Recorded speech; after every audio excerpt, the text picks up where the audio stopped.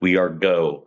Welcome to Breaking Keyfabe with you go by the Puerto Rican Hound Dog, the Hound Dog, and am I saying your name right? Rafael Quinones Gonzalez? Yes. Mainly, it used to be just Hound Dog, and then it became the Puerto Rican Hound Dog, and then now because my son wrestles, at one point we were a team, so they ended up calling both of us the Puerto Rican Hound Dog. So then I said, "Fuck it, let me just add my name to it and call it a day." But yeah, you can call me Victor. Mostly everyone calls me Dog anyway. So And you and your son have rivaled and team as the Hound Dogs, correct? yeah, we were the team of Puerto Rican Hound Dogs. We won WWN Proving Ground Tag Champions twice. And we were Real Brutal Wrestling Tag Champions and FSW Tag Champions. And is it true you've been wrestling for over 43 years, or am I mistaken? I'm mistaken. I'm 40. I'm 46. I've been wrestling for 23 years. 26 years. Sorry. Holy crap. That's a long time. I got places from you being in American Combat Wrestling, Fight the World Wrestling, New Era Wrestling, Amped Up Wrestling, House of Lucha Wrestling, Outrage Wrestling, ASW Florida, FWA NWA, South Florida Wrestling Alliance, LWP Lions Wrestling Promotion, FFAC, WWN, Pro Wrestling Magic, Legendary Pro Wrestling, Victory Wrestling Association, IWA Puerto Rico, and WXW. Yeah, those are some. I also wrestled in England and LDN Wrestling. Also back in Puerto Rico, World Wrestling Council. With the Colognes. Yeah. So yeah, I've been through a lot of companies. You wrestled with the Colognes up in WWC? When was this? 2000, my first matches. Finally, when I started actually getting booked in bigger shows, WWC in 2002 and 2003. I had a few matches here and there, nothing big, but they were good matches. I got a list of your matches in a few places you've been, which we shall go over later after I get through some of these questions. But I would like to know, and I think everybody else would like to know, what's the story behind your Hound Dog name and using your real name? Because you already said you use it because your son, but Hound Dog, where does that come from? So my original wrestling name was the Big Bad Boy, which I totally disliked it. I thought it was stupid at the time. So I was wrestling one company with that name. I went to another company called Champions Wrestling Association, and they were like, "What's your name?" So I was like, "I'm gonna change my name," and I called myself the Hound Dog right there. I was looking at a CD. I forgot what CD it was, but one of the songs of the group that was on it, it was the Hound Dog, and I called myself the Hound Dog from then on. Okay. How did you get into wrestling? What inspired you to become a pro wrestler? Uh, I've always been a fan of wrestling since I was a kid. Like a lot of people, they start watching. Like I know a lot of people when they say they watch wrestling, the first thing they watch is WWE. Unfortunately for me, in Puerto Rico, it was hard to get WWE when I was living there. So we would watch WCW, Saturday night main. Was it Saturday night WCW? Okay. Um, and I started watching like Ricky Steamboat, Ric Flair, Arn Anderson. Those guys. Sting. But what caught my attention was bigger guys like Big Van Vader. Uh, oh my God, Big Bam Bam Bigelow, guys that were huge that can move in the ring. You know, I'm also a big fan of like Eddie Guerrero and the whole Guerrero family and the Hearts. I'm a big Owen Hart fan.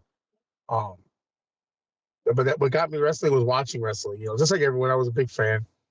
And friends looked at me and like, you could be a great wrestler. You're big.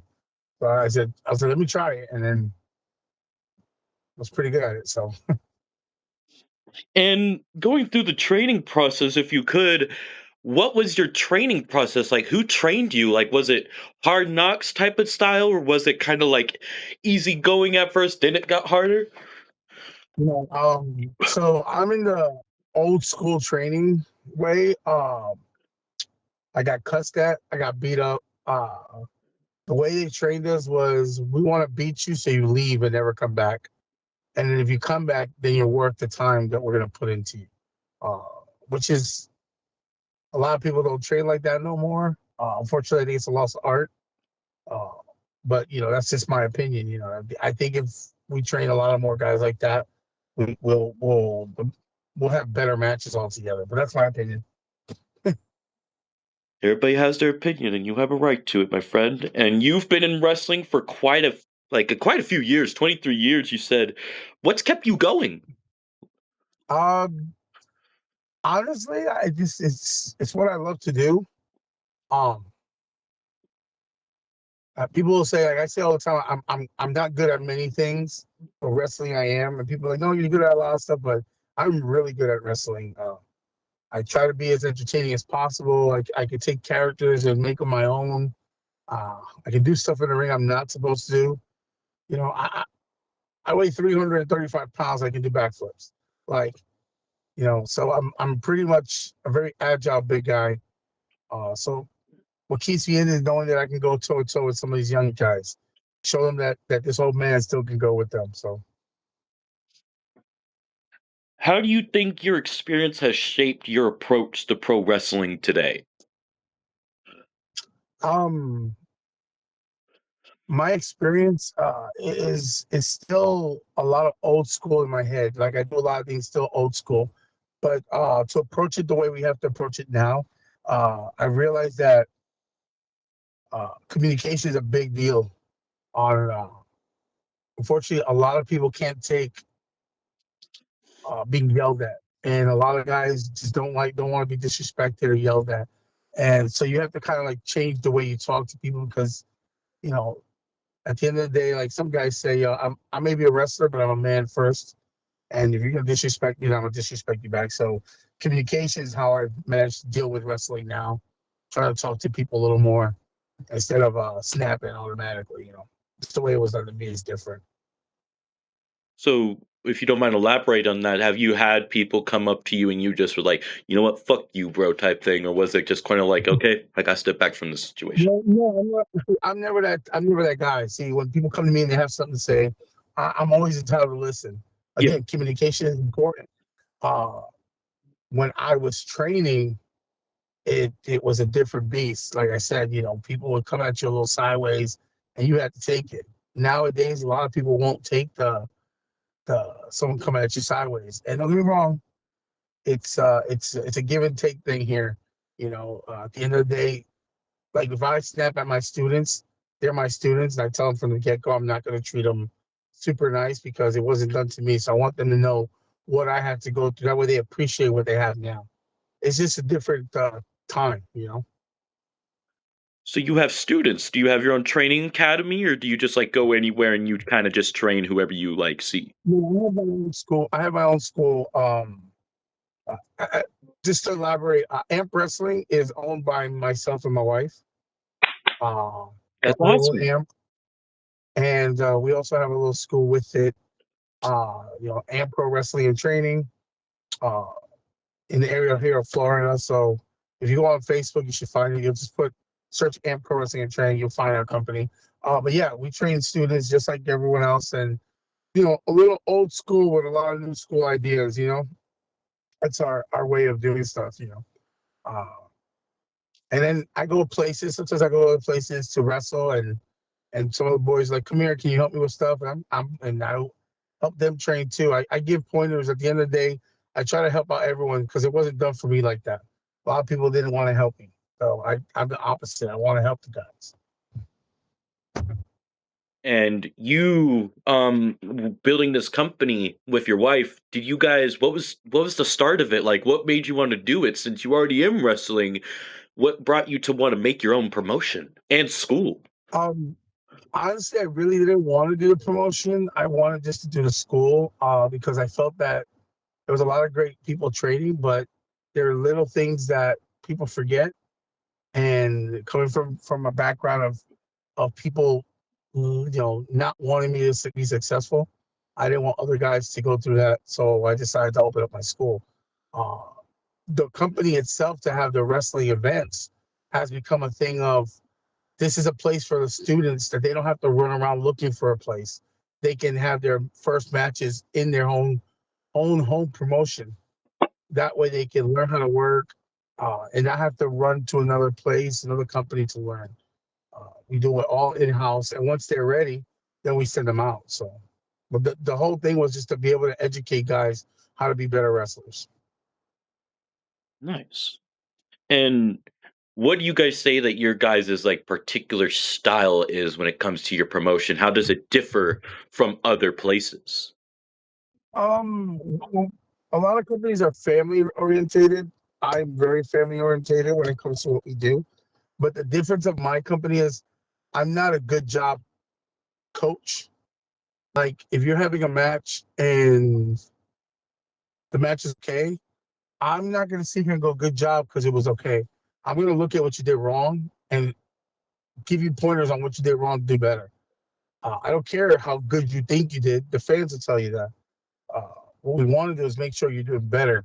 That's where my job comes in, and that should be every other wrestler's attribute in this business. You know, is to have others tell you what you did wrong, so you don't have to do it again. Said, well said. Have you you want to tell us maybe some homegrown stars you guys have created from your particular place? Oh yeah, we've had a few guys. There's I have actually. I'm gonna start off with this one just because it's usually the way look at people look at me and laugh.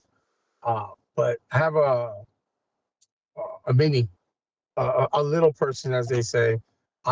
His name is Little J, and he's touring right now in the United States, different mini companies, uh, making a really good amount of money. So God bless him. Uh, Other stars that came out of AMP. There's a guy called Cuban Tune who's very talented. He still wrestles on and off, but he's very good. My son Damien Gemini, who also is very good at what he does. Uh, I got my other student who's just starting to get two of them that are starting to get their wings out. There's Jay Diamond and one called Aaron. And then we have our drunken Poppy, the master of the drunken style, El Waldo. Uh, and he's hilarious because he's his whole gimmick is he's drunk all the time.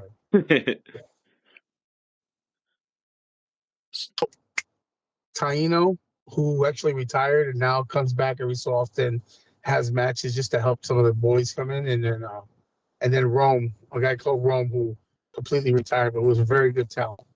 Could have probably gone farther than most of the guys. Okay. Now, going into this, what year was the exact year that you started up your school slash promotion? The school started 2012. Promotion started 2013. Okay. Nice, nice. Do you guys have a show coming up you would like to promote here? Like, March 28th at the Salashans Assisted Living Facility in Spring Hill, Florida. What we're doing right now is we're doing shows for elderly people who cannot go to other places sometimes because they don't have transportation and stuff. So instead of them coming to us, we're bringing the wrestling to them. you guys really try to look out for others. Like, you want to be able to give back to those that can't do it. Yep. That's Yep, awesome. yep, yep. Now, for you, what's your wrestling style and how has it evolved over time? Um, well, when I started, I was more of a lucha style, like luchador. I did a lot of cool stuff, but I was mainly luchador. I started when I started wrestling, I weighed like 270, and I dropped about 50 pounds, 60 pounds. Uh, and I was able to do a lot of lucha stuff. So as I evolved and time went by, I ended up gaining weight.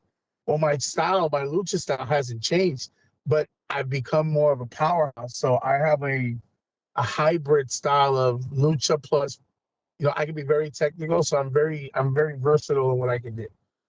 I can pretty much do almost anything all the smaller guys, all the big guys can do. I can literally match them move for move. I've done it before, and even to this day at 46, I'm still doing it. So How do you prepare when facing someone that hasn't been in the business long, but also compared to somebody that you face that's probably been in the business as long as you, if not longer? I like working guys who haven't been in the business long Okay. because I throw curveballs at them in the middle of a match to see if they can adapt. Um, and that's a fun part when you can mess up someone to put it they have to think outside the box and fix it and communicate with you. It's always great. Um, Guys that have been doing this long, I have to tell I don't have to tell them anything. They know me, I know them, and we're able to just look at each other and know what we're doing. I get to work. You know what I'm saying? So And I think are these still your moves today? I did some research because you were in IWA Puerto Rico, right? sure. Okay, I saw that match on YouTube. It was kind of blurry, but I was able to see it, and it said down in the description, it said your moves, the flying dog butt. It's a flying headbutt. Okay, dog salt, which is a moonsault, Sure. and the pooper scooper. I haven't used that one in a while.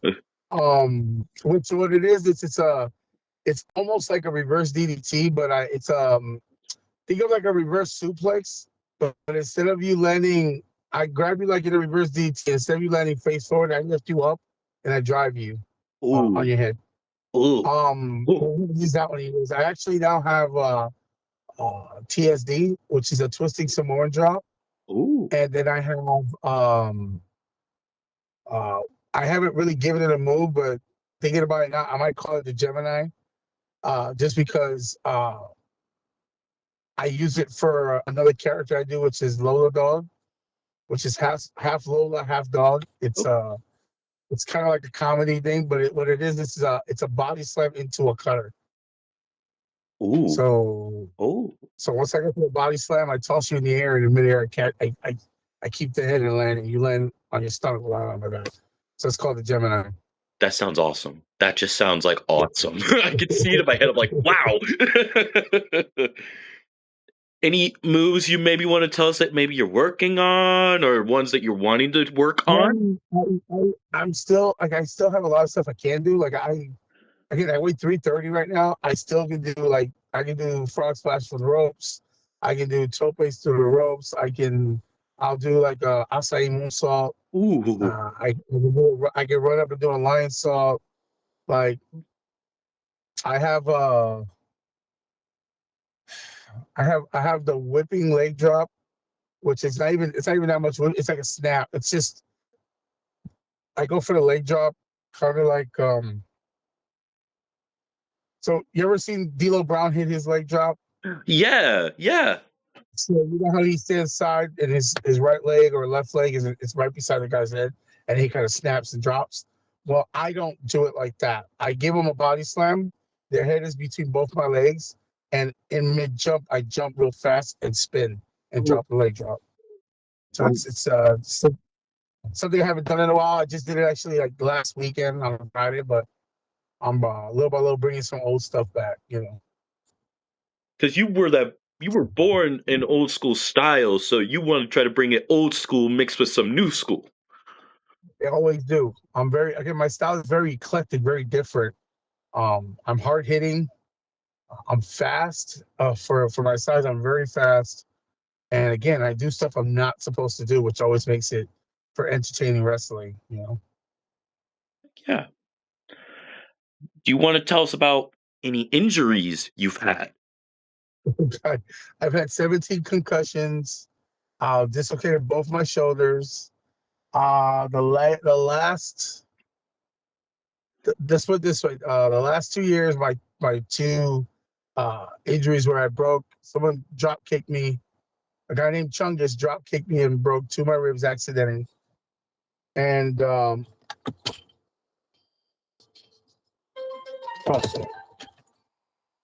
sorry.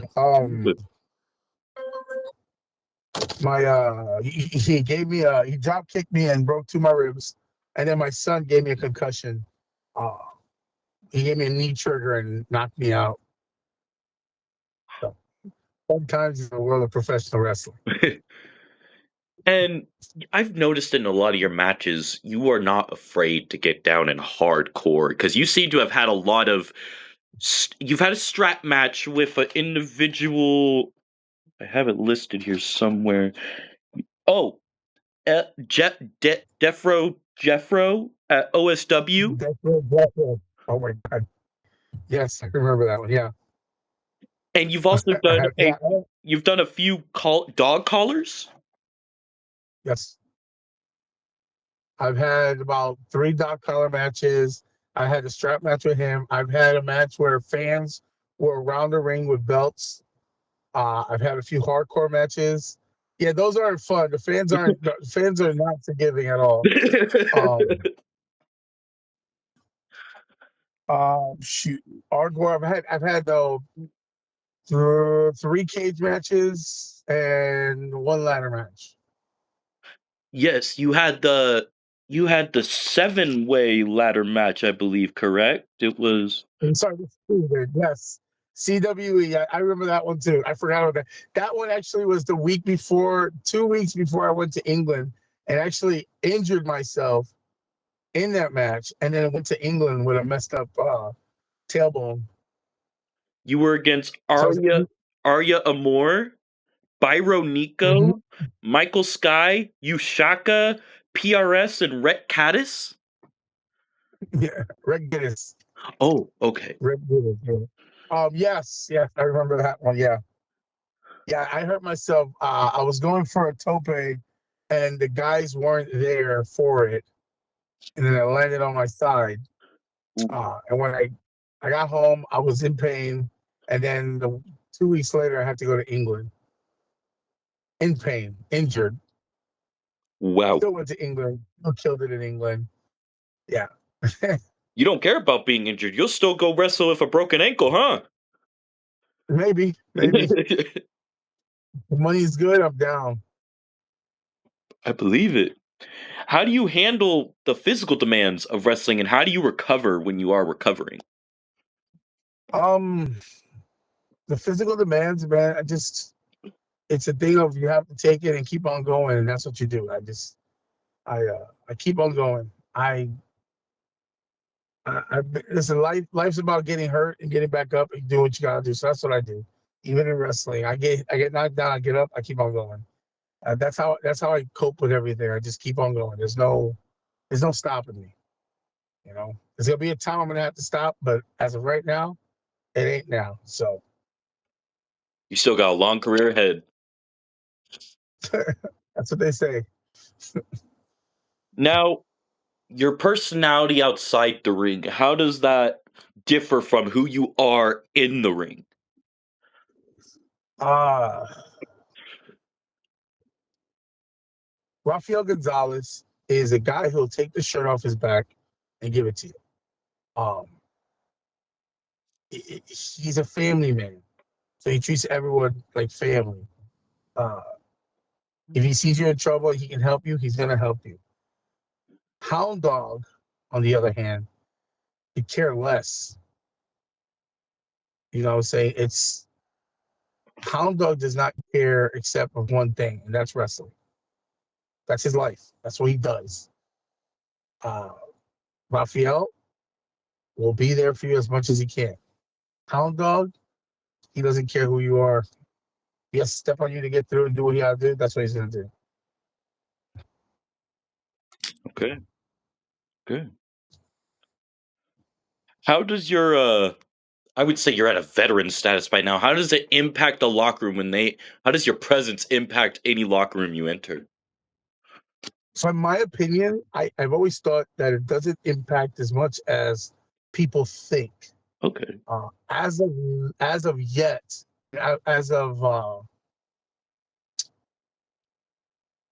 a couple of weeks ago, I didn't realize how important my presence is in some locker rooms and how much respect people have perceive and give me. Uh, And I've come to terms and realize that yeah, I have not made it to the big time. I'm not rich. You know, I haven't main evented a WrestleMania. I haven't been in a Royal Rumble. I haven't been in a you know, AEW show or whatever. But my tenure in this business of 26 years you know, has given me the respect of my peers. Uh, and when I walk in a locker room, 9 times out of 10, it's, oh my God, there's Hound Dog. Let me go talk to him. Uh, or, hey, Hound Dog, I'm going to wrestle. Can you watch my match? Or, hey, Dog, did you see my match? And that's how it's been, has been the last, I want to say the last maybe 3 or 4 years. A lot of the boys, the young boys, wanting to know what my opinion is, which is makes me feel valued. Uh, in this business, it's hard to not feel invaluable. And when some of the boys hit you up and they really legit want to see, know your opinion, it's good because that way when you give opinions, um, you want to see that they put it in play. They act on it. And that's the best part. Once you tell them something, they ask you, you tell them something, then they go and do it. You're like, okay, now you understand it. And that's the difference of when I was younger to now. Like back in the day, I would ask people to watch, and most of them wouldn't. Um, I had the privilege of wrestling for, as you mentioned, WXW, which was owned by Alpha the Wild Samoan, and God rest his soul. He's that man is more than just a mentor. Uh, that man was like a father figure for most of the boys, and to this day, he's sorely missed. But he's one of the first ones that gave me that looked at me and said, "Son, you're good. Like you're awesome, and remember that when you're in the ring because you're good." You know, and and that's what I try to give my guys. I try to make sure they remember, hey, kid, you're good. If you're good, you're good, and try to help them remember that the sky's the limit. The only person that'll stop you to reaching the sky is you. You're the only one that stops yourself. You can do anything you want as long as you put your heart to it. You know, Mhm. and that's just the way I try to live my life. You know? Oh, that's awesome. And if you don't mind us, if we talk about WXW for a bit here, you seem to have had like a decent rivalry, what I gathered, with Dalton Kelly. I did have a decent rivalry with him. You Then had like became tag team. We became tag team. three What? three matches together, right?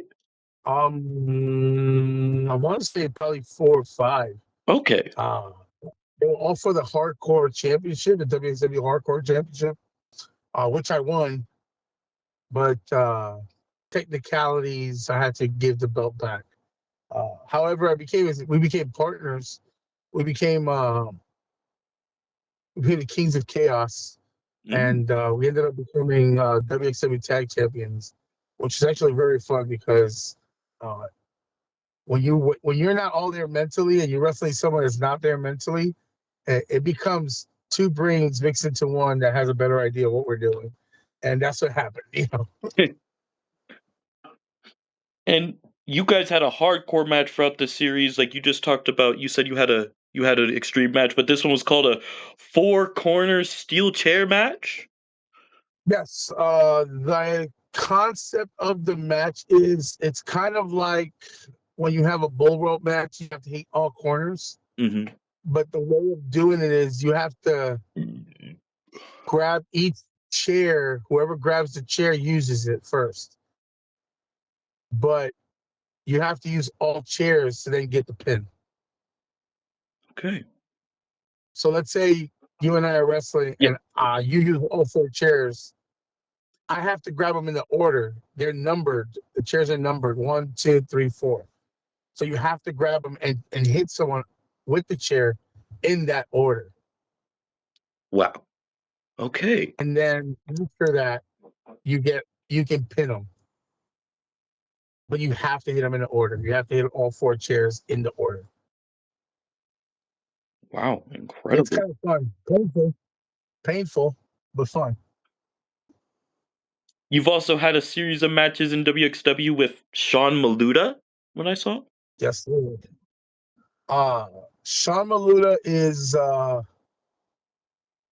part of the Anoa'i clan family. Yeah. He's from the Samoan dynasty. If a lot of people don't know, he was also in the Cruiserweight Classic in WWE. Mhm. He was like the first round. He wrestled Kota Ibushi, um, and had a tremendous match there. I've wrestled him at least maybe 4 or 5 times, and all matches were good, solid, very high praise from guys like Rikishi, Alpha, some of the other boys. So yeah, I've had killer matches. And you also had you had a match or two against Irish Jack. Yes, Irish Jack. Oh man, Irish Jack. He's probably one Nostalgia. of the most hard hitting people I've ever. He's probably one of the most hard hitting people I've ever wrestled. Uh, it's hard, doesn't take no for an answer, and hard to beat. You still see some of these guys, Dalton Kelly, Sean Maluda, Irish Jack today. I haven't seen them in a while. The last one I saw was Sean. He's wrestling in here in Florida, but Boca Raton Championship Wrestling and CCW, which is Coastal Championship Wrestling. And then he gets booked over in the East Coast, like in New York and areas like that, Jersey. Uh, he's still doing his thing. Solid freaking worker. And you also had a match against Motley. TNT Motley. Yeah, that was a solid feud. I became WXW TV champion there, and then he beat me for it, so I stole it from him, and then he managed to beat me and retain it. But yeah, I wrestled him. Good guy, solid worker as well. And the last one I have listed, I know you've probably had more matches in WXW, but the last one I have listed was against the heavyweight champ at the time, Sugar. Oh man, you're bringing old school right now. Sugar, I've known him since before I even started WXW. I met him in Puerto Rico. He wrestled with WWC with Carlos Colon. He was actually their junior heavyweight champion. And if I remember correctly, he was also tag team champions. In Puerto Rico, his name was the New York Hit Squad #2. Okay. Uh, and there was one, and obviously as the #1. But yeah. And 2008, when WXW came here to Florida, I moved to Florida as well. And I got a call, work WXW. And one of my first opponents was Sugar. And I've had maybe about 7 or 8 matches against Sugar, and they've all been hard hitting, uh, very good, solid matches. Just never got the big one, never beat him for the big one, but you know, stuff happens. Indeed. And what's a big challenge you're facing right now, and how are you working to overcome it, would you say? Age, age is right now the biggest challenge I got. Um, as the older you get, the body doesn't respond the same. So age is my challenge, and how do I overcome it? Same thing I overcome everything. I don't stop. I don't quit. I keep on moving forward. I do the best I can with what I got. So What's that? What are your goals and how do you plan to achieve them? Like right now, what are your goals? um originally everyone's goal is to make it in a company and make it big and make money and blah blah blah. At this point in my career, uh, my goal is to make sure that the future of wrestling is in good hands. My goal is to make a building, have my training school in the building. My goal is to concentrate most of my time on these students and make sure they're good. Um, that's my goal right now. Well said. What's important? An important thing the fans should know about you, or anybody watching. What should they know about you that's important?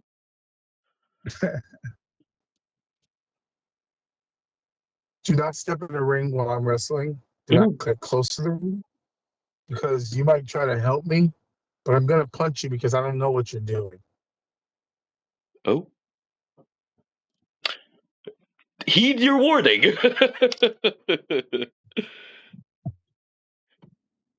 Throughout your time wrestling, you probably received many different advices, but do you have an advice that probably speaks out more than others, or a few that you have received? I've gotten so many advice, but I'm not gonna use advice that was given to me. I'm gonna actually give the advice that I give everyone. Okay. And this is actually very, very important because everyone learns differently. This particular advice is really important because it'll show you who you are as a person and show you at the same time who you are as a wrestler. Take advice from everyone. Don't ignore someone because they're not good enough. Don't ignore them because they suck in the ring. Don't ignore them because you just don't like them. Take everyone's advice because the guy or the person or the girl might not be able to put it in play, but you might be able to. And it might be something that you need to hear to help you be better. So I listen to everyone, no matter who it is, no matter if I like them or not. I always listen to everyone. That way, again, I have things to choose from to see if I can make myself better. Okay. Now, going on with that, what have you learned about yourself through wrestling? I can do anything I want. Like, I've never been confident of anything I did until I did wrestling. So wrestling helped me be confident and believe that I can do anything. And I've proved that I can do anything. You know, I've wrestled guys that have been in WWE. I've wrestled guys that have been in ECW, WCW. I've wrestled guys that have been in Japan. Like, I've been in the ring with Bobby Fish. I've been in the ring with King Haku. I've been in the ring with Gene Snitsky, Alpha the Wild Samoan, Lloyd Anoa'i, Tama Tonga, Tonga Lao. I've been in the ring with Tony DeVito, Just Incredible, um, Balls Mahoney. Like, I've been in the ring with guys who've made it. Bob Cook, who was a journeyman for WCW. Uh, shoot. Like, I've been in the ring with guys who are named. So again, Sean Maluna, another guy who's even though he wasn't signed, he was in WWE. Like, Yeah. I've wrestled guys who have been to this mountaintop. I can do it. If I can do it, man, just believe in yourself. You can do anything you want to. And you said age was something that you were dealing with, but at the same time, you were talking about you do acai moonsaults, you still do your moonsault, you still do lucha libre style. It's really incredible that you continue to do this. You're like, I don't care what age I am, I'm gonna go fucking do it. Exactly. At the end of the day, that like I said, the only person that can stop me is me. No one's gonna stop me. And the day I feel or someone says that didn't look too good, and I start watching and seeing that, and that's the day I retire. But until then, and I can still do it, then I'm gonna keep on doing it. Strong words, my friend. Strong words. Now, how do you handle you kind of spoke on this a little bit, but how do you yourself handle criticism or feedback? I would imagine you love it because it sounds like you engulf like what you get back, no matter if it's bad or good. The truth of the matter is, there's a saying that people have said for generations: knowledge is power. Knowledge is power. If I don't know nothing, then I cannot get better. I cannot move forward. But the moment I have stuff to feed off of, and when it comes to information, then I'm able to better myself, better someone else, et cetera, et cetera. So knowledge is power. I do great with feedback, even if I don't like it. I can hate the comment. You can say, I want to do that kick. It was the worst thing I've ever seen. I might hate the comment, but it's gonna make me want to look at it again and see. Let me look at it again. Let me see if it really looks that bad. You know what I'm saying? So knowledge is power, no matter what it is.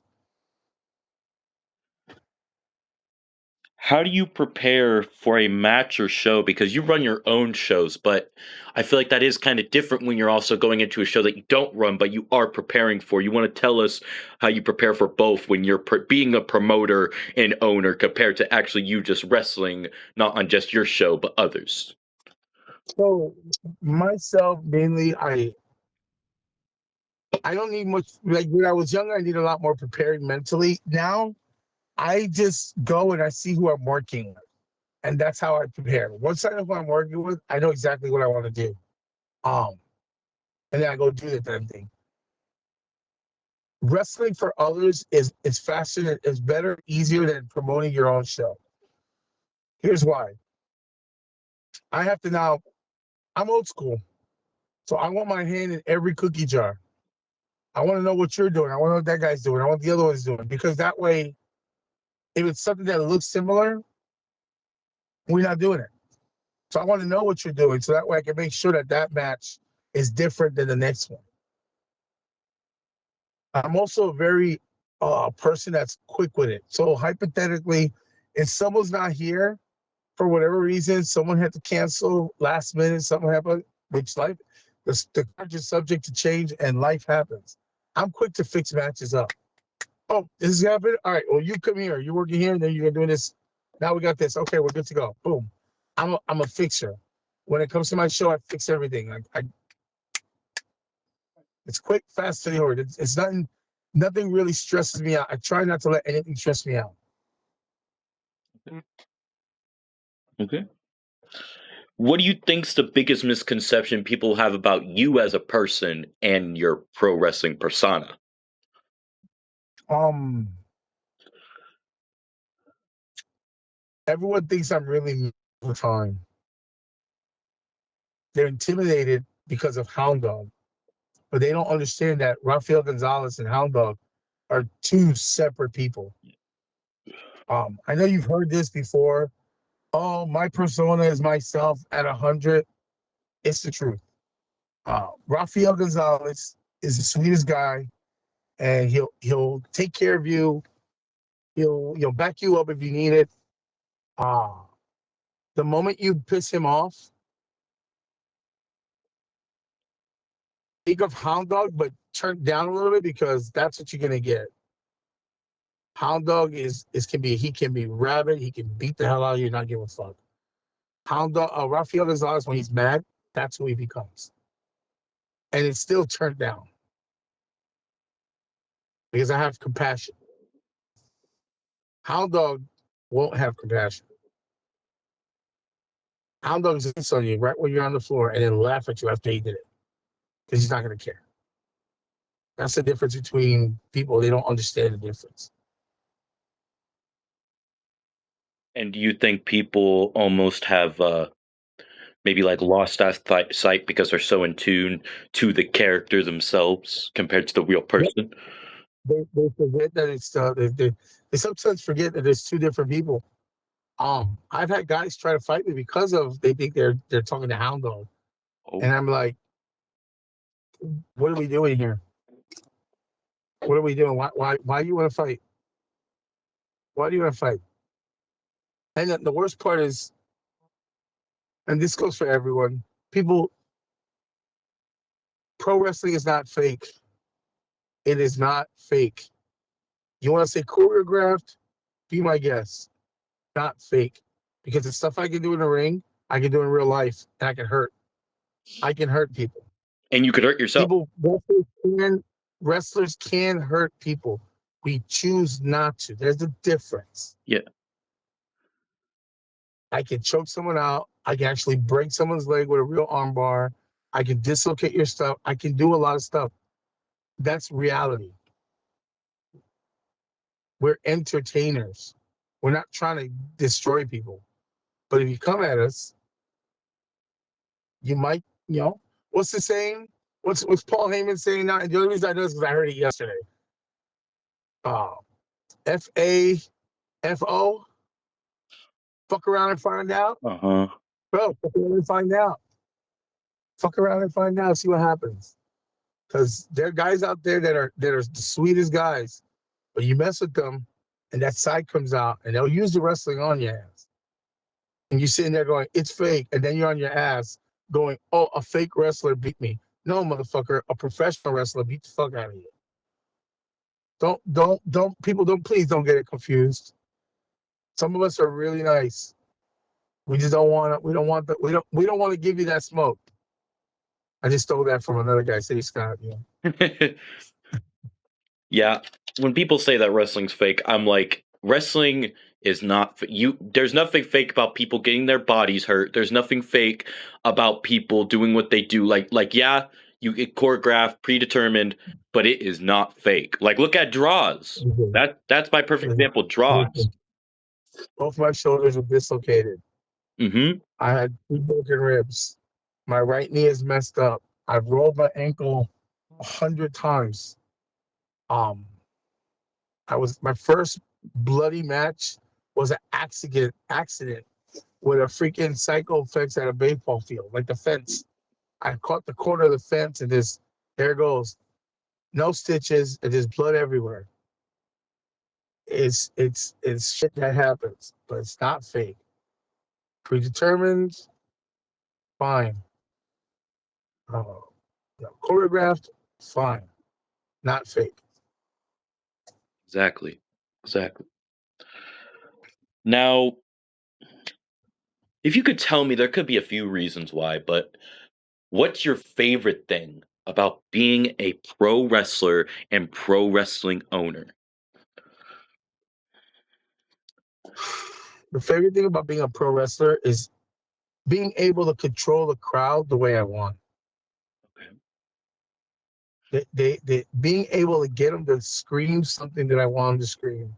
Being able to have them clap, that's awesome. And then be an owner is my favorite thing is to see guys that are living their dream out in my company and they're being successful at it. That's the two best things of feelings, that I have with when it comes to wrestling. So What do you think, since you started, how has wrestling changed since you started? um the way people train is a lot different. It's a lot nicer. Uh, something wrong with it. It's just nicer. Uh, I was trained stiff hand, so that's mainly that's one thing. And another thing is we have most of these guys now are real athletes. Like you got guys that are huge that are doing stuff that when I started the guys wouldn't do. So the wrestling now is more athletic. Most of the guys are very athletic. They have a background in some other sport other than being wanting to be a pro wrestler. So that's a plus. Where do you see wrestling going? Uh, the way I see it right now, wrestling is not gonna it's not gonna fade. It's gonna keep on going forward and moving up the way it is. It's wrestling is getting better and better and better. And you're getting wrestling everywhere you go. Like I have a friend of mine who wrestles in a company in Tel Aviv.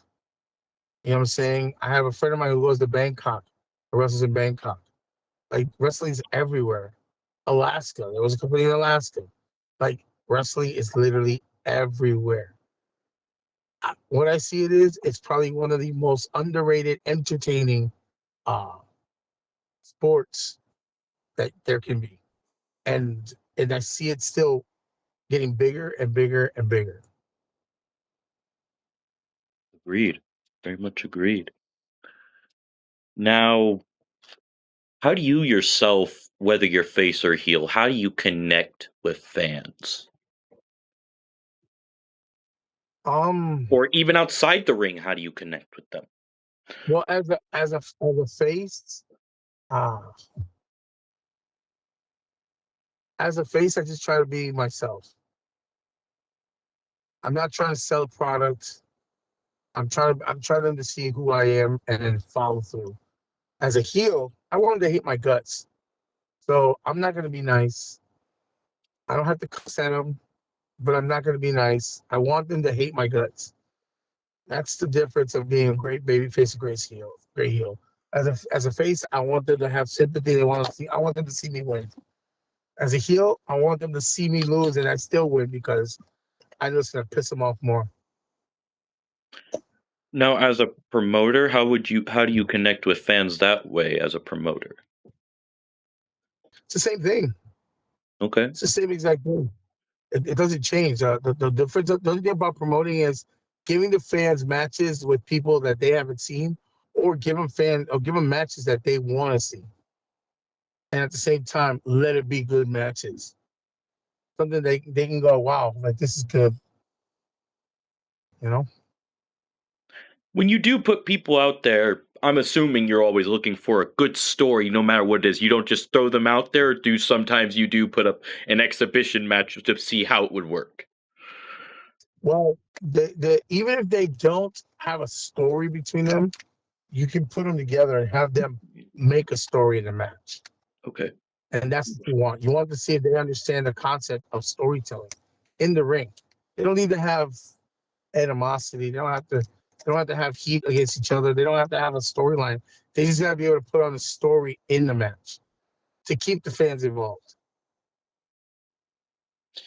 And when you go out there, you're always looking to be like, okay, this is what's gonna happen. This is what's gonna happen. And have you had some matches you would say that have turned into things like, oh, I never knew I needed this, but I like this. I want to see these guys keep doing this.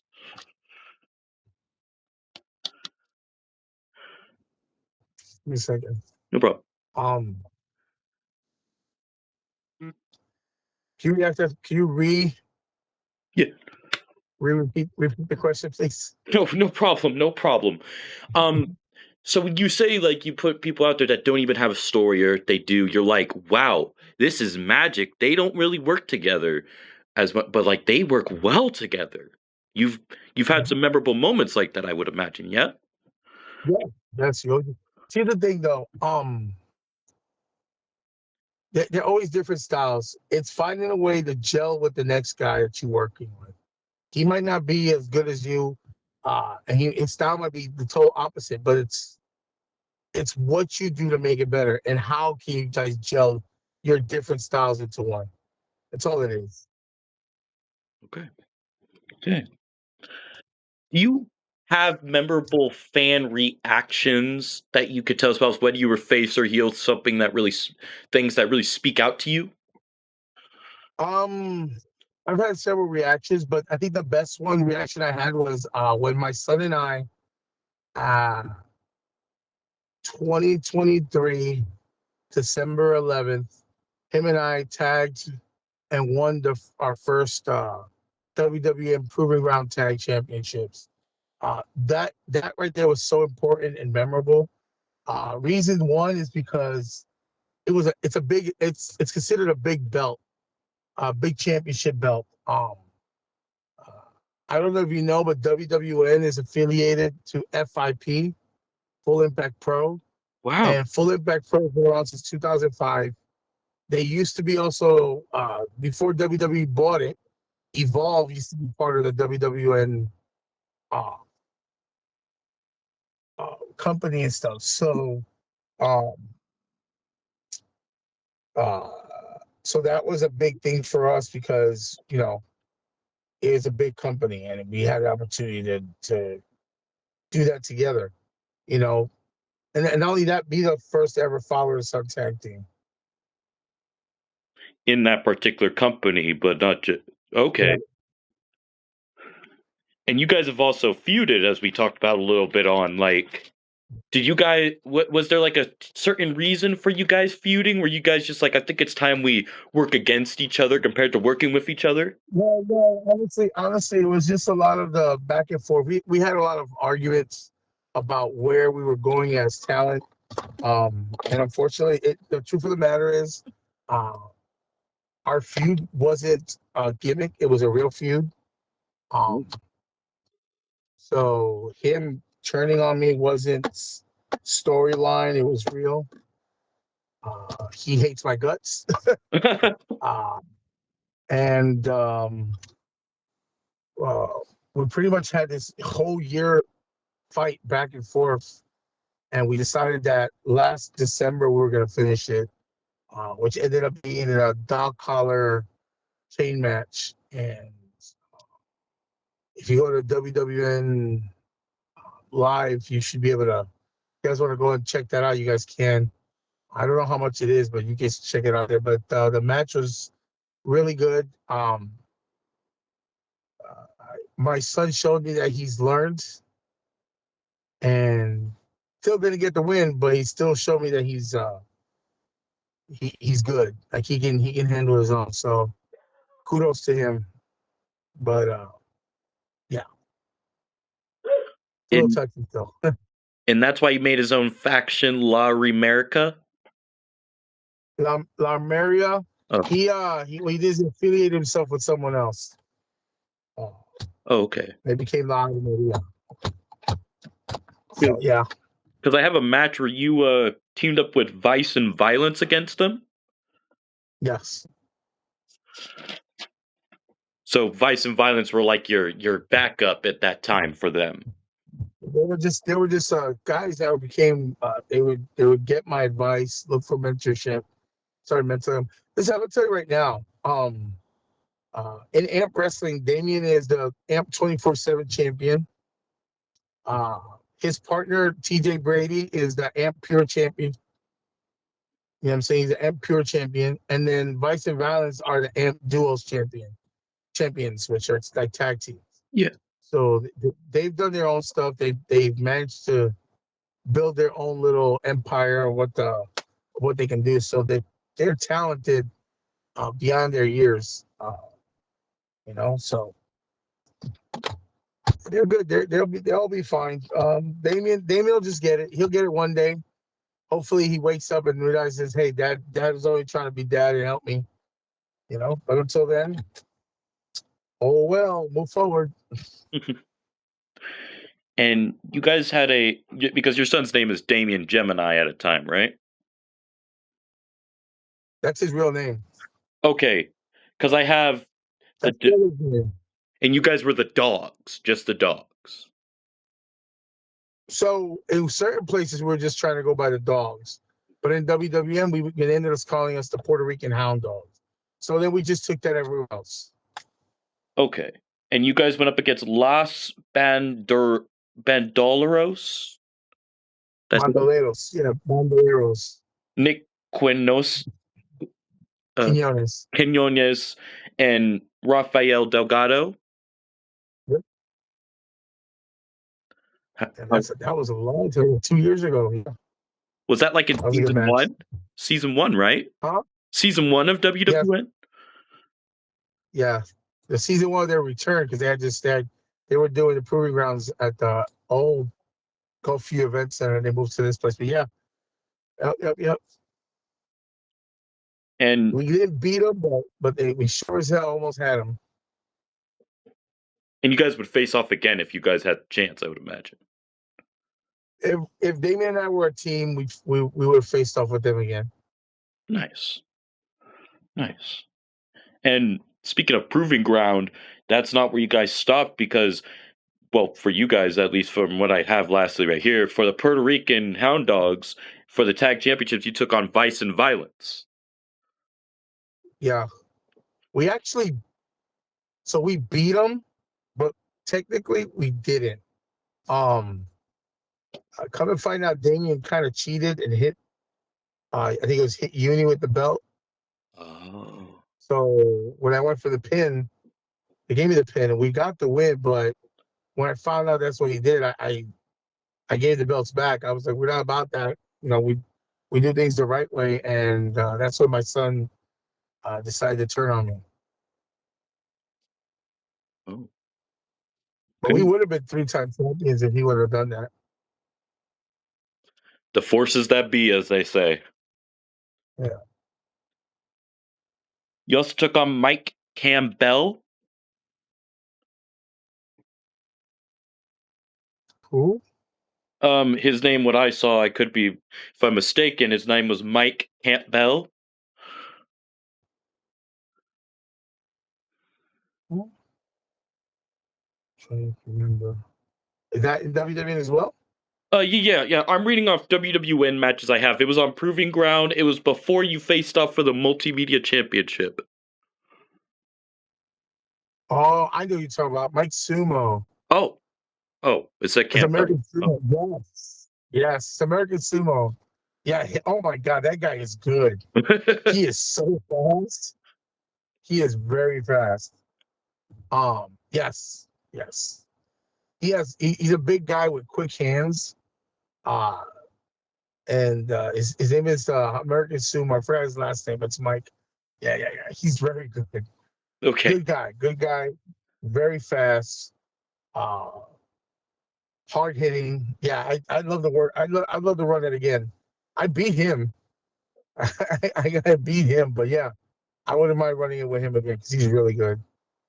that's awesome. He's somebody that's really impressed you. Like, have you seen him since, or has it kind of been a long time? I haven't seen him in a couple months, but I've seen him have matches, like really good matches. Oh, very tough. Excuse me, very talented guy. Wonderful. Happy to hear you have those connections. And when I was doing my research, I noticed you brought up TJ Brady earlier, and I have you Yeah. down in a match against him. It seemed like because when I looked up you on just to do more research, I looked up on the internet and it popped up with your like little description that they have of you, and then they said you've had matches with TJ Brady. Have you only faced TJ Brady in WWN, or have you guys faced elsewhere? This is WWN. I wrestled him in tag teams and singles. He's a little squirmy little fuck, but he's not bad. Still got a lot to learn. Uh, but not bad. Just he can be a handful. You train him at all? He was trained by a friend of mine, Francisco Chiazzo, who passed away. But Rest in peace. once once he passed away, then I proceeded to take over and help their training. Okay. And you also took on, as we were talking about for the WWN Multimedia Championship, you took on the champion Richard Adonis. Yes. That's the match that I really wanted because people like to doubt me a lot. This guy's young, hungry. As you can see, he was a champion. He looks like $1,000,000, and then he has to wrestle a guy like me that's like a wall. Hmm. And we had a match. We had a good match. So he's Nice. a very athletic guy. So yeah, Would you want to do it again with him? every time. Yes, I would love a rematch against Richard Adonis. Uh, with or without belts, because I think right now he doesn't have a belt. But right now, I'll wrestle him with or without a belt. I want him in the match again. I always got something to prove when I wrestle some of the younger guys. I like that. Now you took on Draken in a match? Draken. Draken. Yeah, yeah. Young guy, uh, a little rookie. Uh, hits hard, but still a rookie. Still green, but still not bad. Just he hits hard. But you Very also hard. I don't mind getting hit hard, so it's good. you like that because you were trained in the old school style where they actually would be like an actual bloodbath without all the weapons nowadays. But like you Yeah. actually like to give it hard with somebody, and this man, out of WWN stars that you have faced, he's probably the hardest hitting. One of them, yeah. Okay. How about Ironside? Not bad guy, just needs a little tweaking. Okay. He's good though. Like he hits hard, but Draken almost knocked me out. Oh, Yeah. wow. And that's rare. That's rare. That's awesome. And the last match I have for you on WWN was against Alexander Mutaba. Matamba. Oh man. So this guy's trained by Alistair Black, and he only had like maybe this is like his third match, fourth match. And when I'm telling you, this kid is so good. Um, he has still a lot to learn. Uh, but his strikes, his kicks, everything he did was very good. Um, I want to run it again. I'll run it again. That kid needs he needs to I gotta turn off that fire. But good kid. Hard hitting good kid. Would you consider WWN one of your homes? Yes. Yes. It's a great place to go, man. The wrestling is good, the boys are good. Uh Obviously there's always gonna be someone that you don't like, but the home itself is good. It's a good promotion to work for. Usually they got good fans, like the fans are there too. It's good. It's very good. That's great. Wonderful. Um, I know you may have had more matches in this place, but I have one match listed for this particular place. Remember Brawl USA? Mm-hmm. You took on What Torture was it? Oh man. on National Night One. Yes, I remember that one. Oh my god, that's years ago. That was fun. Torture is a guy who when he comes out, he blows fire out of his mouth. And yeah, I remember I lost to him. He gave me the black hole slam, but oof, it was good. It was a good match. Another one, he hits hard, but he's a vet too. He's been doing this as long as I am. And he hits hard. So anyone that hits me hard, I love it. The harder you hit me, the more fun I have. Okay. And for New Era Wrestling, I have one match listed, even though you've probably had more there. You took on Deacon Star. Oh God. Yeah. Uh Probably one of my really good friends. Uh at the time he didn't like me so much, but he became a really good friend. Uh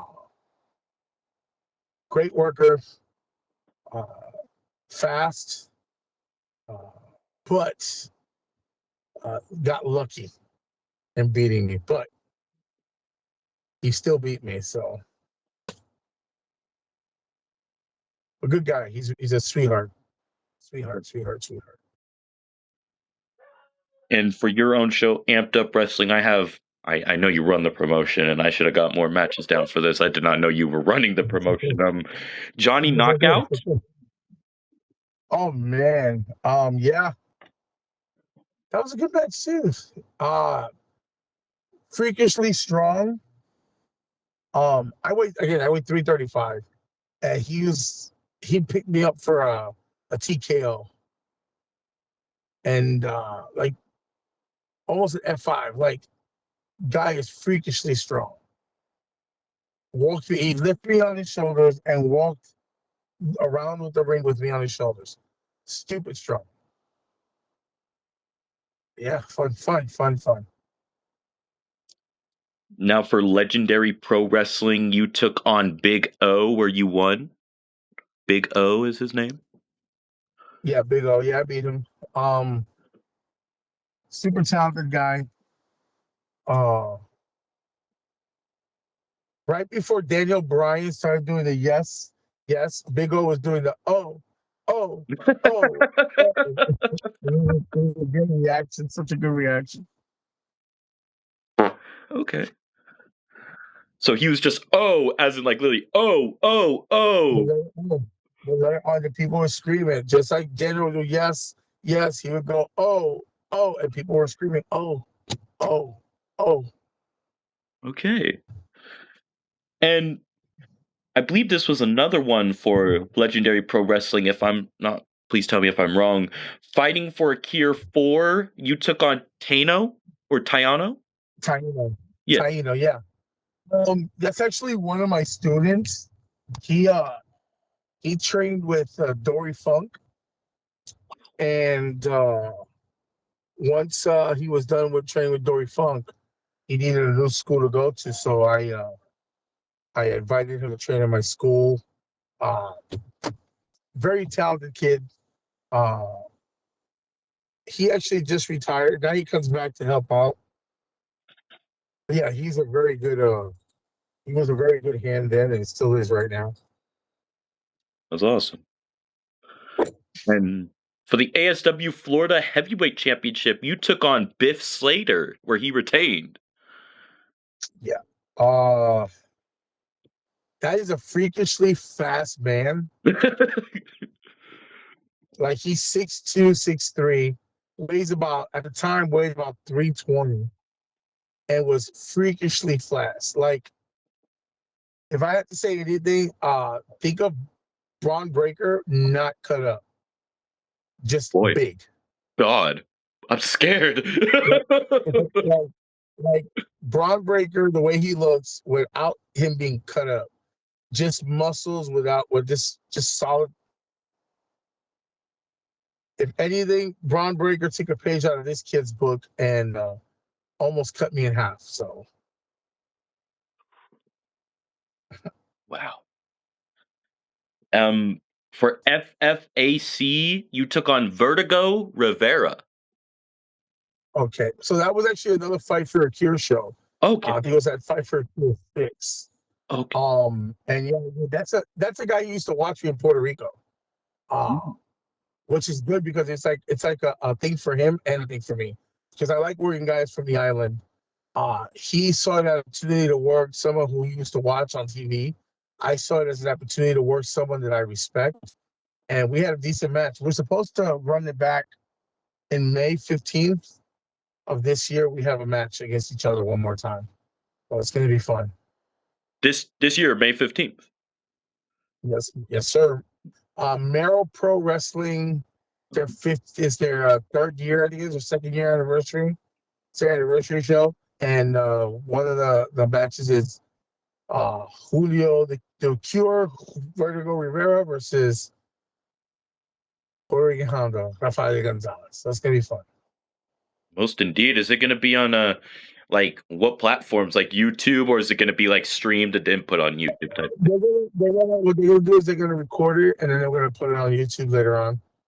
But just keep an eye open on YouTube. You find them. They have shows right now on the from Merrill Pro on it. Just like you can see a lot of AMP shows are on the page if you look. You know. Yeah. CWE, you took on Black Mask, where you won. Yes. That's a guy who kept on changing his character. He didn't know what he wanted. Then he became Neurosis, and he stayed as Neurosis.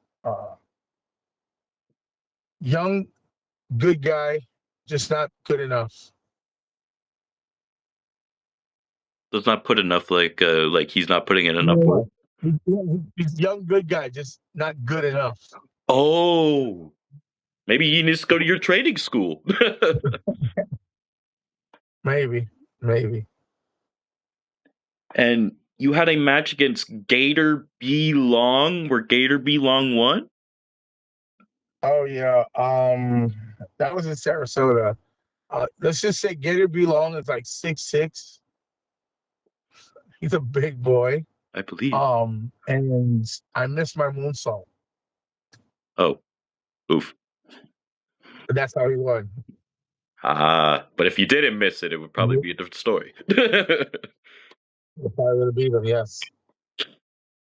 But when you say it, like, does that mean that you guys were just doing this on the fly and you just felt like that was the best decision, maybe?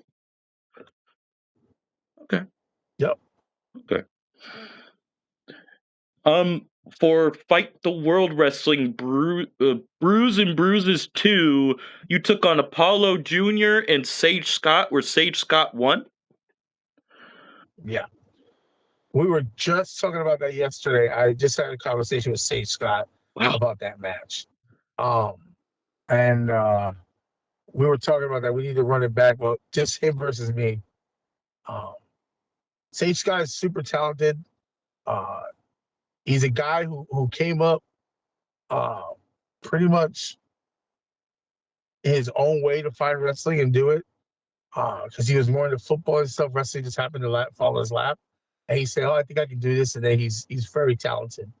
And then Apollo Jr. is a second generation wrestler. His dad Apollo used to wrestle in Puerto Rico and IWA with against me. WWC with the Clones. He's wrestled in TNA. He's been in WWE. Uh, he's been everywhere. He's wrestled the world. So Apollo Jr. has a big shoes to fill. Very good guy. Right now, Apollo Jr., I think if I'm correct, he wrestles with the NWA. Uh, Again, very talented kid. Um, yeah. You've also done work for American Combat Wrestling, where they had their own proving ground, and there's two matches I have listed for that particularly, and one was against Dax the Ace. That's, oh, God. I don't know, man. They see me big and they put me against bigger dudes to see what I can do. That's the axe is like 6'7". He weighs about 360 and solid as they come. I believe. And I think I lost that match because I wrestled him a few times. In I this think I one I lost that have, match. he won this encounter. So I don't know about That's your other cool. encounters. Did you guys have like a I've won win-win loss a record? few. I've won a few and lost a few. I've won a few and lost a few. It's all good. But yeah, he's a big boy. It's hard to get him down. So Understood. And another one I have for ACW Proving Ground, it was a showcase between you and Randy Whitworth where you won. Randy Whitworth. Oh my God, yes, I remember that. That was fun. At the time, very young, very good kid. Uh, Moves really well, but just not good enough yet. Okay. Maybe give him a maybe bring him around now, and he might be able to beat me. Have you seen him lately? He's still wrestling around here. I haven't seen him in a while, but I know he's still working. Okay. I keep an eye on the boys. Understood. And for FWA, NWA, I have you in a few things on here, four things particular. You had two things at the FWA featuring, it was about Malenko. You were in the Battle Royal for the FWA Malenko Battle Royal. Yes. I remember that's what I won because I was in two back to back years. I know I won one, I lost one, and won one. Um, but they were both times were really good, very fun. Uh, got a chance to wrestle Jody Malenko, D Malenko's brother, Mm. which is very good, and Bob Cook, which is the journeyman here. But yeah, very good matches. Very packed show too. And it was a very big battle royal too. Like there was like so many people. Like when you go to watch the video, I'm like, geez, bro, come on, get the camera in there better. It was like, damn. Yeah. And you at the Malenko Cup, you took on Pablo Marquez. Yeah. So Pablo Marquez is someone I should have mentioned earlier, but he was an ECW. Also, he wrestled. He was in WWE once or twice. Very good hand in the ring. He also trained a lot of students. So if you're in Florida and you say, "Hey, you know who Pablo Marquez is?" People are gonna know. They're gonna shake his head, yeah, because he trained with a lot of guys. He trained a lot of people. So yeah, very good, very good. And so we talked about this man a little bit earlier. Tano, right? Tayano. You guys were known as the Dog Pound, where you guys took on the Punkadelics because you had a one-on-one match. Which one of the Punkadelics? Then it turned into a tag match. Yeah, I was actually wrestling James Morrison, Yes. and this is a comment. Me and Morrison just recently saw each other. We talked about it again. The match turned into about an hour long. Him and I were in the ring for at least 45 to 50 minutes. And then it ended up being Taino came in and then Morrison's brother Lewis came in, Vince Lewis, and then we all ended up, fighting. And then we restarted the match. They got lucky and got the win, but yeah, it was a long match, about hour and 5 minutes long. Ooh, that's a record there, I would imagine. Yeah. Possibly, possibly. And the last one I do have listed for FWA was at the 90th anniversary where you took on Tony Storm, where Tony won. Yeah. Tony Storm, unfortunately, right now he had got injured, so he's getting back to being normal again. Uh, he cannot wrestle anymore, but he's such a good hand, very knowledgeable in the business. If you look for Tony Storm on YouTube or even on Facebook, I think he's doing like nutritional stuff and exercise and stuff for people to lose weight. Guys, check him out. He looks like $1 million. And if you want to look good, man, just hit him up. He'll help you out. He's really good. Tony Storm is a really good hand. Getting knowledgeable. Been doing it for a while, so yeah, he's good. Very, very good guy.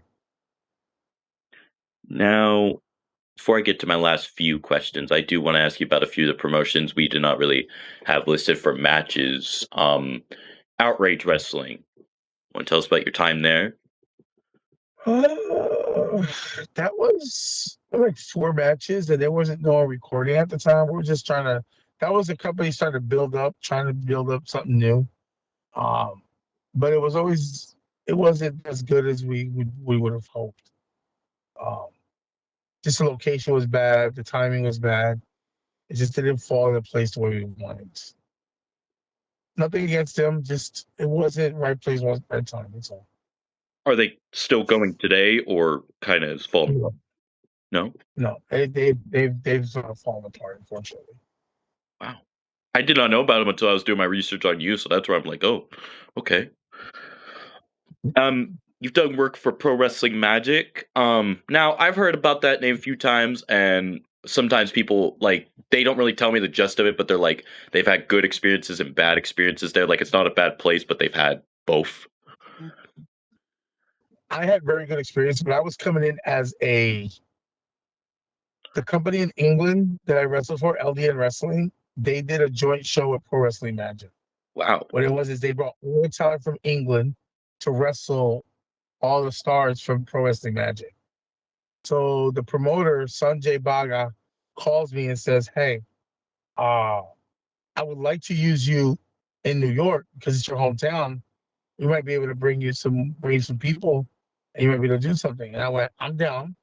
But Pro Wrestling Magic isn't in New York; it's in Jersey, Oh, which is right beside it. But my family, I have family that went too. They were such a good. The locker room was so nice. The boys were so nice. Uh, the reaction of the fans was great. Like everything of of that place of that show was awesome. Would I do it again? Any day, any day, any day. They just gotta hit me up. I'll fly up myself and do it myself. I don't care. It was such a good experience. that's awesome. Um, they treat people with respect, and their promotion is good. Can't ask for something better. You know what I'm saying? Well, maybe you can, but are you gonna get it? That's the question. But at the end of the day, it was really good. I can't complain. How about House of Lucha Pro Wrestling? House of Lucha is ran by a friend of mine named Pretty Boy Poppy. His real name is Michael Nieves. Uh, and he's just looking for a place for everyone, the boys to wrestle and have fun and be respectful towards each other. That's all he wanted. And he was doing it, he was good at doing it. His shows would be decent shows. It'd be nice people, nice amount of people, good shows, fun shows. Again, can't ask for anything better. Shows were good. Boys were good. It's fun. Victory Wrestling Association. Who? Victory Wrestling Association, VWA. Ooh, yes. I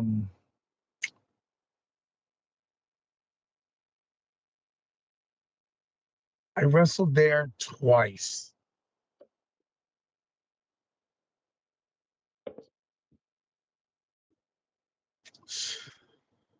Let me think. I remember wrestling a guy, I'm tagging with a guy named Silencer. He was definitely uh super chill dude against the Red Devil Fight Club, which were these two Russian guys. And we had a good match. It was fun.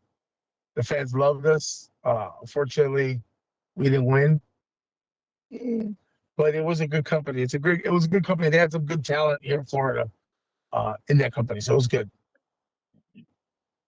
Um, I know I talked a little bit on it, but I would like to know your personal experience there because you said you worked for WWC with the Colognes, but in IWA Puerto Rico, I believe they're still going today, if I'm not mistaken. What was it like there?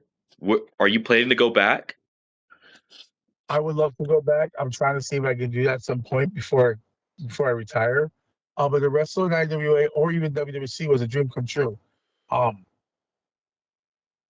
when I wanted to be a wrestler, I didn't dream of WWE. I didn't dream of ECW. I didn't dream of WCW. I dreamt of IWA or WWC in Puerto Rico.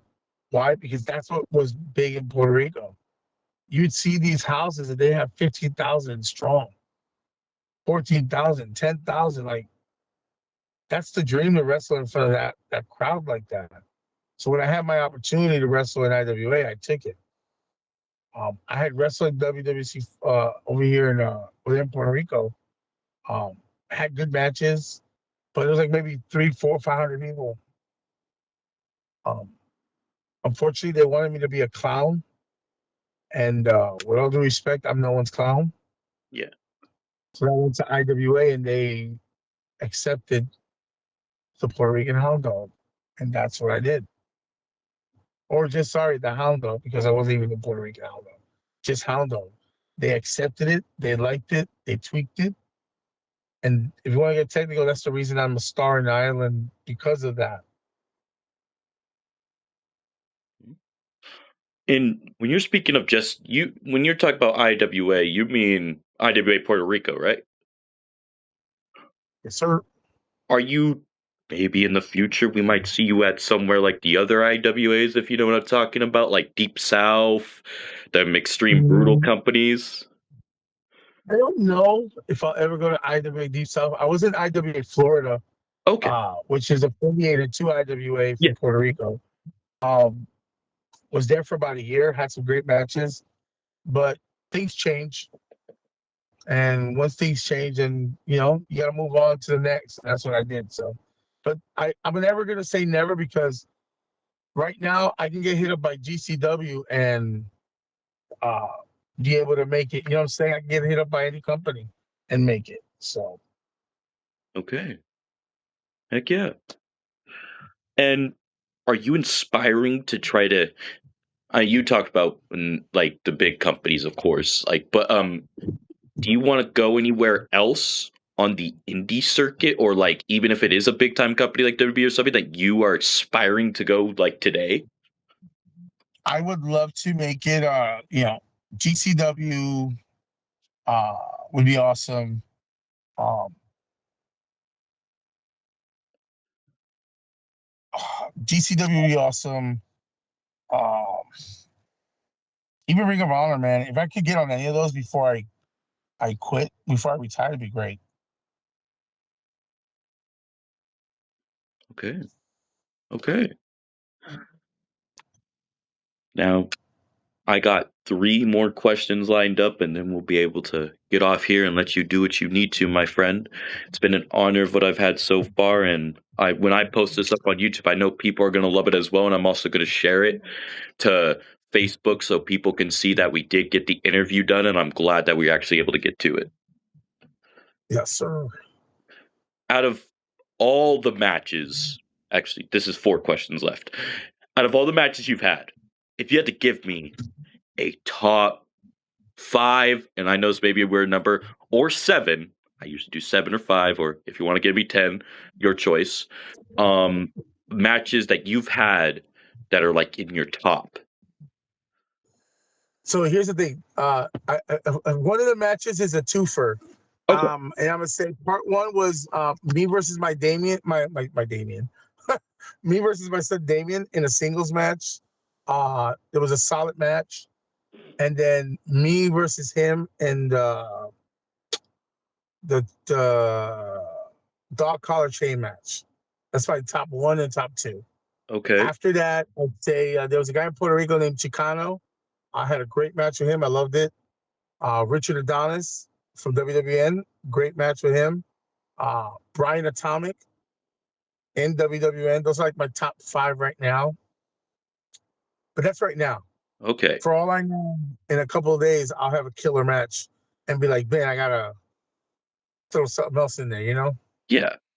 Heck yeah. Do you have maybe 5 dream opponents that you've never, ever locked up with, or even ones that you've only faced in, like, tag or multi-mans that you would like one-on-one? You did talk about, Sage Scott. Would he be in your top 5? Yeah. Sage Scott. I've worked him once, but I want to again. I've worked him twice, but I want to work him again. And I'm working him again on the no, I don't. I don't know what I'm working on. But I'm gonna work him soon. Okay. I'm gonna do my best because I want to work him soon. I think we need to revisit this match and you know put some things in perspective for him because he got the victory the first time, but we ain't doing it again. Well said. That's one. I want to work August Artois. He's a great guy here in Florida. He's the longest reigning FIP heavyweight champion. I also would love to wrestle John Davis here in Florida. Super talented, super strong guy. Brian Brock.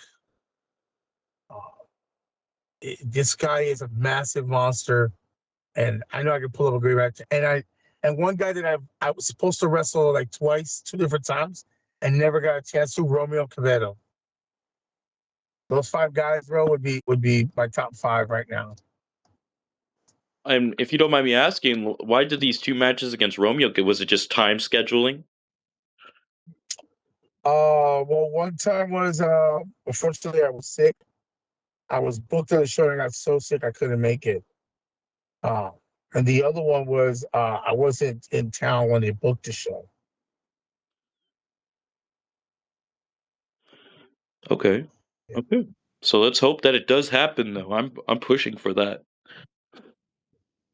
Do you want to tell us you already told us a little bit about some upcoming ventures. Do you want to tell us any more that are coming up? Right now, this weekend coming up, I'm gonna be at MegaCon in Orlando this whole weekend. March 20th is Amp Wrestling, and then April, I want to say 13th.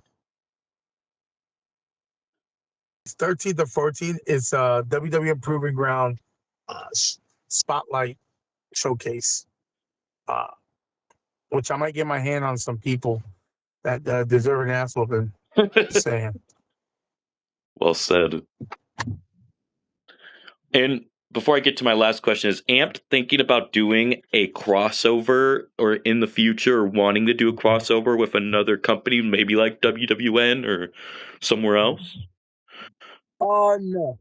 Amp Wrestling, we did a big show one time, which was all for we called it WrestlePalooza, not WrestlePalooza, Wrestle Culture.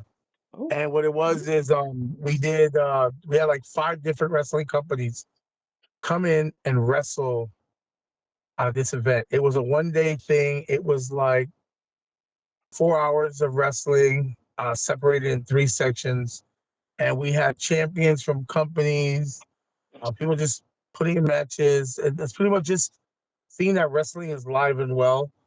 We had literally ALW, Mero Pro, Amp Wrestling, WWN helped out. I forgot what other. There was a few other companies involved also, and WWC Florida. Like we had these 6 companies come together just one day and have this event. And there was no talking smack, there was no heat. It was all part to give fans something, and it was for free. They all came and worked for free. Um, they didn't have to, they chose to. And it was all to give the fans again that wrestling is alive and well. And even though everyone has their own opinions, this can work out as long as we're on the same page. So, I'm glad you guys were able to do that. And this is up on YouTube for people to watch, yes? yes. On what channel, if you don't mind my asking?